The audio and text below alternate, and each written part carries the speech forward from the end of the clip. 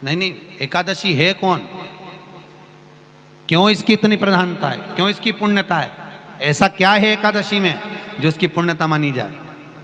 कौन है ये जो भगवान नारायण तक एकादशी का व्रत करते हैं?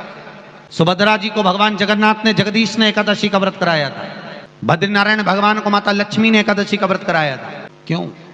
चंद्रायण एकादशी व्रत की माता। एकादशी है कौन? तो कहा जिसको व्रत करने पर भगवान नारायण भी जिसका व्रत करते हो, भगवान माता लक्ष्मी जिसका व्रत करती हो, वो एकादशी है कौन? तो शास्त्र वर्णन करता है महाराज, स्कंद पुराण का सुंदर चातुर्मास खंड के अंतर्गत वर्णन आया है महाराज। एक बार भगवान विष्णु आनंद में विराजमान थे, पद्मावती और माता लक्ष्मी दोनों उनके पास में विराजी हुई थी। भगवान लक्ष्मी और पद्मावती दोनों बैठी हैं, एक सिर के पास, एक चरण के पास। कुछ समय बाद वहीं पर ब्रह्मदेव का आगमन हुआ और ब्रह्मा जी आगमन पाकर भगवान नारायण पद्मावती से लगकर उठे और उठकर लक्ष्मी की ओर झुके। झुकने पर इन तीनों के समागम से भगवान नारायण के हृदय चित्त से एक कन्या प्रकट हो गई। उस कन्या का नाम एका था। क्या नाम था? एका। अब 10 उसके गुण इतने प्रबल थे, वो 10 गुण उसके बड़े प्रबल थे कि वो एका जिसको निहारती थी उसको संपदावान बना देती थी, जिसको देख लेती थी उसके जीवन में वो आनंद की अनुभूतियां करा देती थी। एका जिस मार्ग से जाती थी उस मार्ग के द्वार खोल देती थी। एका का पुण्य इतना पुण्य प्रखर। पद्मावती और लक्ष्मी ने कहा महाराज ये बेटी आपके द्वारा निर्मित हुई है, इसका कन्यादान करना चाहिए। हमारे यहाँ हिंदू धर्म में रीति है, जिस दिन कन्यादान करा जाता है उस दिन व्रत रखा जाता है। अब आजकल रखते कि नहीं रखते मालूम नहीं, और कन्यादान करते समय व्रत रखा जाता है। व्रत रखना, एका का कन्यादान करना है। भगवान बोले कन्यादान करें, किसको दें? एका किसको दी जाए? एका प्रदान किसको करी जाए? पुण्यता किसको दी जाए? भगवान नारायण ने उसी समय लक्ष्मी और पद्मा से पूछा, तुम एकादशी के दिन जब आप जल शंकर को चढ़ाने तो रोज ही जाते, जब एकादशी का दिन रहे और शंकर जी के मंदिर में आप जल समर्पित करें तो 3 बार मुख से स्वधा स्वधा स्वधा या स्वधा स्तोत्र का पाठ, जिसमें 12 श्लोक। 2-4 हैं, पैसा तो आ रहा है पर घर में टिक नहीं रहा। डॉक्टर में, पुलिस में, एक्सीडेंट आदि में, कहीं गलत जगह पर, व्यसन में अगर पैसा जा रहा है, जुए में, मांसाहार, मदिरा पान, या कहीं आया पैसा, पैसा आने में कमी नहीं, आ रहा है पर टिक नहीं रहा, रुक नहीं रहा।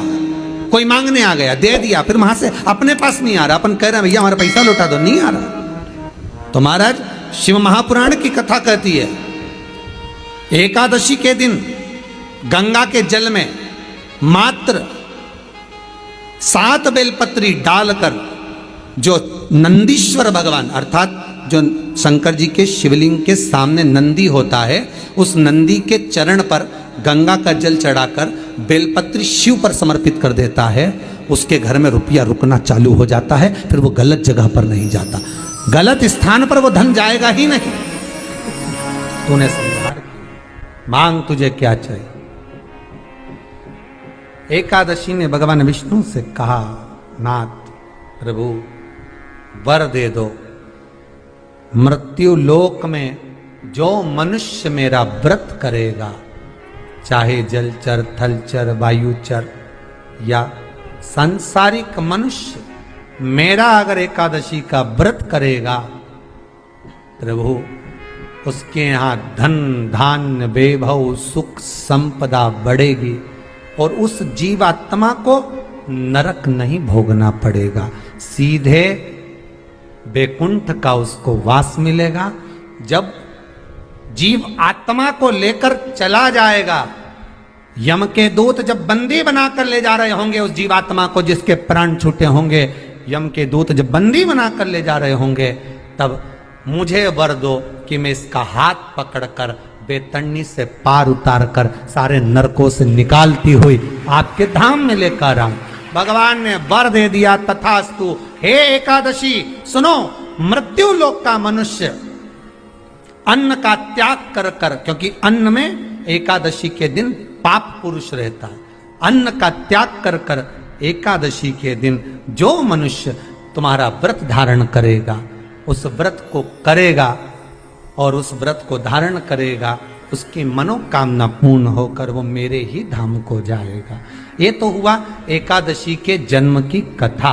एकादशी के दिन गंगा के जल में मात्र 7 बेलपत्री डालकर जो नंदीश्वर भगवान अर्थात जो शंकर जी के शिवलिंग के सामने नंदी होता है, उस नंदी के चरण पर गंगा का जल चढ़ाकर बेलपत्री शिव पर समर्पित कर देता है, उसके घर में रुपया रुकना चालू हो जाता है। फिर वो गलत जगह पर नहीं जाता, गलत स्थान पर वो धन जाएगा ही नहीं। बेटा अगर व्यसन में पड़ा हुआ है, मदिरा पान में पड़ा हुआ है, मांसाहार में, जुए आदि में जा रहा है, तुम्हें लग रहा है कि मेरा बेटा गलत मार्ग पर जा रहा है, ये मित्र दोस्ती गलत हो रही है, वो सही जगह पर आ जाए। करना है एकादशी। कई लोग इसको धन के लिए भी करते हैं, संपदा के लिए। संपदा के लिए अर्थात जिसका व्यापार नहीं चलता, जिसके घर में पैसा नहीं आता, या नौकरी नहीं लग रही, या सर्विस नहीं लग रही, आप अप्लाई कर रहे हो, जगह जगह जाकर इंटरव्यू भी दे रहे हो और पैसा नहीं आता, तो उसके लिए भी प्रयास किया जाता है। पर उसके लिए यहाँ पर जो धन के लिए करते हैं, उसके लिए विष्णुपदी के लिए करते हैं। मतलब जैसे गंगा के जल में तुलसी के 11 पत्ते डाले जाते हैं और उसको किसी भी नारायण के मंदिर में राम कृष्ण शिव शंकर नहीं, राम कृष्ण भगवान विष्णु दत्त आदि जितने नारायण के मंदिर हैं, उस मंदिर में किसी भी पात्र में, एक छोटे से पात्र में उसको भरकर रखी आते हैं महाराज। उससे भी जॉब सर्विस नौकरी में सफलता प्राप्त हो जाती है। परंतु वो भी एकादशी को ही होता है। कुछ देर तक पात्र को रखा जाता है, फिर वही पात्र का जल किसी भी वृक्ष के नीचे डाल दिया जाता है, उससे भी नौकरी के लिए फायदा मिलता है। गंगा का जल कोई साधारण नहीं। दशमी, एकादशी और द्वादशी, इन 3 तिथियों पर एक रोटी में थोड़ा सा मीठा रखकर सोमक पितृ का नाम लेकर यदि गाय को खिला दिया जाता है, तो अगर कोई पूर्वज प्रेत योनि में भी पड़ा हुआ होता है, भटक रहा होता है, जिसको पिंड नहीं मिला, जो अचानक मर गया होता है, अधोगति में चले गया होता है, उस जीव की मुक्ति दशमी, एकादशी और द्वादशी, ये 3 दिन सोमक पितृ का नाम लेकर रोटी में, पूड़ी में मीठा रखकर अगर गाय को खिला दिया जाता है ये 3 दिन तक, तो वो पितृ कभी भटकते नहीं है, उनको मुक्ति प्राप्त हो जाती है, मोक्ष में।